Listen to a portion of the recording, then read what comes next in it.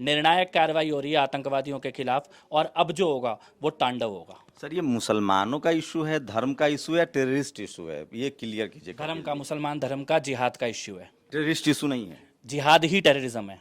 Sir, आप पूरे भारत के मुसलमानों को इसके लिए जिम्मेदार मानेंगे जो कश्मीर में हो रहा है?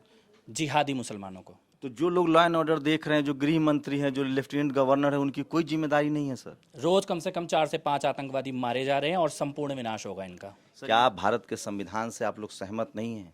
क्या भारत का संविधान प्रेस कॉन्फ्रेंस करने से रोकता है क्या? तो हिंदू राष्ट्र की हिंदू राष्ट्र की बात तो राष्ट्र नहीं में है। प्रेस कॉन्फ्रेंस करने से रोकता है क्या? डॉक्टर अंबेडकर ने कहा है कि भारत कुछ भी हो जाए, कम से कम एक धर्म विशेष का राष्ट्र तो नहीं होना चाहिए, डॉक्टर चाहे वो। अम्बेडकर ने हमें प्रेस कॉन्फ्रेंस करने से रोका है क्या? तो हिंदू राष्ट्र की परिकल्पना की वजह क्या है? प्रेस क्या आप कॉन्फ्रेंस संविधान ने रोका है क्या परिकल्पना करने से? नहीं, तो कर रहे हैं। तो क्या संविधान से सहमत कर रहे हैं नहीं ना। है? संविधान की अनुमति है ना हमें प्रेस कॉन्फ्रेंस करने की, कर रहे हैं। तो हिंदू राष्ट्र में आज एससी है, एसटी है, ओबीसी है, माइनॉरिटी है, जाति है। मान लो मैं शेड्यूल कास्ट हूँ, हिंदू राष्ट्र में मेरी जाति क्या होगी? भारत एक हिंदू राष्ट्र बनेगा, इसको लेकर एक प्रेस कॉन्फ्रेंस हुई है। कपिल मिश्रा है भारत के सबसे तेज तर्रार प्रवक्ता, उनसे कुछ सवाल जवाब भी करेंगे, लेकिन सबसे पहले वही बात कश्मीर से शुरू करते हैं। कश्मीर में फिर से खासकर जो हिंदू को टारगेट किया जा रहा है, इसको आप कैसे देखते हैं? कश्मीर में इस्लामिक जिहाद एक बुझता हुआ दिया है जो बुझने से पहले फड़फड़ा रहा है, और इसीलिए आज कई अस्पताल में डॉक्टर को मारने की कायरता, मजदूर को मारने की कायरता, गोलगप्पे बेचने वाले को मारा और मार के भाग गए। इस प्रकार का जो इस्लामिक जिहाद का असली नेचर है वो वहाँ पे दिखाने की कोशिश की जा रही है, और मुझे लगता है कि इस्लामिक जिहाद के संपूर्ण विनाश की गाथा अपने हाथों से ये लोग लिख रहे हैं, और इनमें से हर एक आतंकवादी और उनका समर्थन करने वाले लोग वो अपने माथे पर और छाती पे भारत की सेना की गोली अपने आप सुनिश्चित कर रहे हैं। तो क्यों नहीं ये हो, क्यों नहीं रहा, एक्शन क्यों नहीं हो रहा है? रोज हो रहा है, रोज हो रहा है। 3 से 4 आतंकवादी रोज मारे जा रहे हैं, और मुझे ये लगता है कि उसी की निराशा में, उसी की बेचैनी में इस प्रकार के कायरतापूर्ण हमले करने की कोशिश इस्लामिक जिहादी कर रहे हैं। भारत की सेना का जो प्रतिक्रिया होगी वो इन आतंकवादियों की 7 पुश्तें याद रखेंगी। आज आपके पार्टी के सांसद सुब्रमण्यम स्वामी ने कहा है कि गृह मंत्री अमित शाह को, चूंकि पलायन की तस्वीरें आ रही है, खेल मंत्रालय में चला जाना चाहिए। मैंने नहीं सुना उनका बयान। आपको नहीं लगता सर, लॉ एंड ऑर्डर का मामला है, बीजेपी केंद्र में है, गवर्नर है वहाँ, सवाल तो बनता है सर, अगर कपिल मिश्रा होम मिनिस्टर होते तो क्या करते?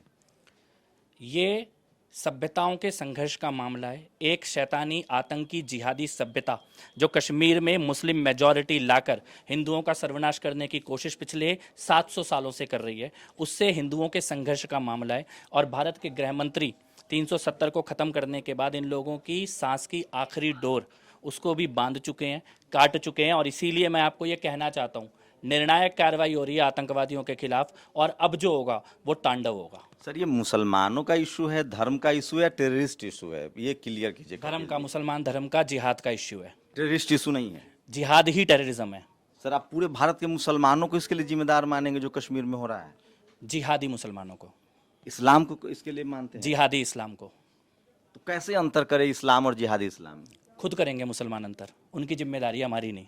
तो जो लोग लॉ एंड ऑर्डर देख रहे हैं, जो गृह मंत्री हैं, जो लेफ्टिनेंट गवर्नर है, उनकी कोई जिम्मेदारी नहीं है सर? रोज कम से कम 4 से 5 आतंकवादी मारे जा रहे हैं और संपूर्ण विनाश होगा इनका। सर, ये हिंदू राष्ट्र की आप मांग कर रहे हैं, आप हाईली एजुकेटेड आदमी हैं, पढ़े लिखे, आपने इंटरनेशनल ऑर्गेनाइजेशन में काम किया है, क्या भारत के संविधान से आप लोग सहमत नहीं हैं? क्या भारत का संविधान प्रेस कॉन्फ्रेंस करने से रोकता है क्या? तो हिंदू राष्ट्र की हिंदू राष्ट्र की बात तो नहीं में प्रेस कॉन्फ्रेंस करने से रोकता है क्या? डॉक्टर अंबेडकर ने कहा है कि भारत कुछ भी हो जाए, कम से कम एक धर्म विशेष का राष्ट्र तो नहीं होना चाहिए, डॉक्टर अंबेडकर ने हमें प्रेस कॉन्फ्रेंस करने से रोका है क्या? तो हिंदू राष्ट्र की परिकल्पना की वजह क्या है? प्रेस कॉन्फ्रेंस संविधान ने रोका है क्या परिकल्पना करने से? तो कर रहे हैं। तो क्या संविधान से सहमत नहीं है? संविधान की अनुमति है ना हमें प्रेस कॉन्फ्रेंस करने की, कर रहे हैं। तो हिंदू राष्ट्र में आज एससी है, एसटी है, ओबीसी है, माइनॉरिटी है, जाति है। मान लो मैं शेड्यूल कास्ट हूँ, हिंदू राष्ट्र में मेरी जाति क्या होगी? हिंदू राष्ट्र की विचार चल रहा है। हिंदू धर्म में जातिगत व्यवस्था थी भी कि नहीं थी? हिंदू धर्म में इस प्रकार के जो झूठा इतिहास पढ़ाया गया वो था भी का नहीं था? उसको जब पढ़ा जाएगा उसके बारे में किया जाएगा। आज की प्रेस कॉन्फ्रेंस से इतनी परेशानी क्यों? नहीं, परेशानी नहीं, सवाल जवाब हो रहा है सर। एक बार बताइए ना सर, इस देश में आप नहीं मानते हैं कि जाति के नाम पर हजारों साल से शोषण हुआ है जिन लोगों का, वो कम से कम धार्मिक राष्ट्र की परिकल्पना से डरते हैं। उनको लगता है कि हमें संवैधानिक व्यवस्था चाहिए जिसमें उनके कॉन्स्टिट्यूशनल राइट्स हैं। आरक्षण आपके हिंदू राष्ट्र में आरक्षण कहाँ होगा? संवैधानिक व्यवस्था ही चल रही है, उसी में हिंदू राष्ट्र की चर्चा चल रही है। संविधान जो जातिगत अगर अत्याचार हुए हैं तो वो कभी भी नहीं होने चाहिए थे। जिन्होंने किया उन्होंने गलत किया है। उन जातियों को जो अधिकार दिए गए हैं सोच समझ कर दिए गए हैं और उनको मिलने चाहिए। किसी भी प्रकार की राष्ट्र की अवधारणा में हिंदू ही हैं वो जातियाँ, सभी अधिकार सुनिश्चित रहेंगे, हमेशा रहेंगे। हिंदू राष्ट्र में आरक्षण रहेगा, सभी अधिकार सुनिश्चित रहेंगे। पुजारी बन पाएंगे SC ST OBC के लोग? 100% हमेशा से बने हैं हिंदुओं में। शादी ब्याह पर जो हत्याएं होती है जाति देखकर, बनेंगे। जो जाति देखकर शादी ब्याह में हत्या, निश्चित बनेंगे। मुझे तो लगता है कि सबसे बड़े बड़े ऋषि मुनि निकलेंगे उनके समाजों से, अभी तो रोक के रखा गया है।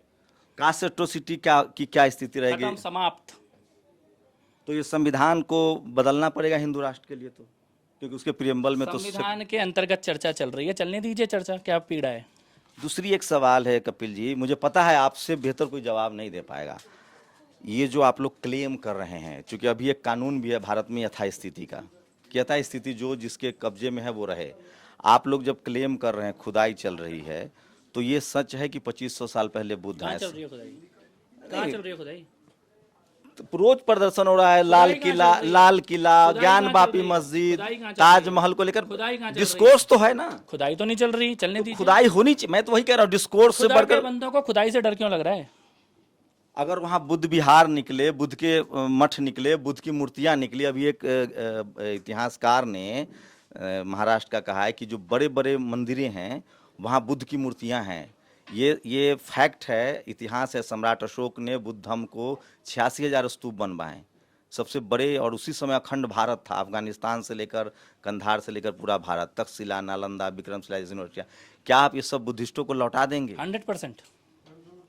100% अखंड भारत भी बनाएंगे, जिसका जो था वो उसका पुनर्स्थापन भी करेंगे। बामियान में भी पूरी बुद्ध प्रतिमा का निर्माण करेंगे। जो भारत वाली स्थिति, भारत में जो बुद्ध तो बताया वहां तक भारत था, हाँ, वहां तक करेंगे। अब भारत वाली जो स्थिति वहां भी करेंगे, लौटाएंगे 100%।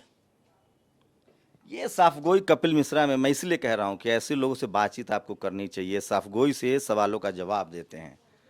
तो सोचिए कि किस तरह के हालात हैं और हिंदू राष्ट्र की मांग हो रही है। मैं फिर कह रहा हूं, इस देश में डॉक्टर अंबेडकर ने कॉन्स्टिट्यूशन में प्रावधान किया है, जो अभी फिलहाल कॉन्स्टिट्यूशन है उसमें धर्म जो है वो फंडामेंटल राइट्स है, सबको अपने धर्म की आज़ादी है।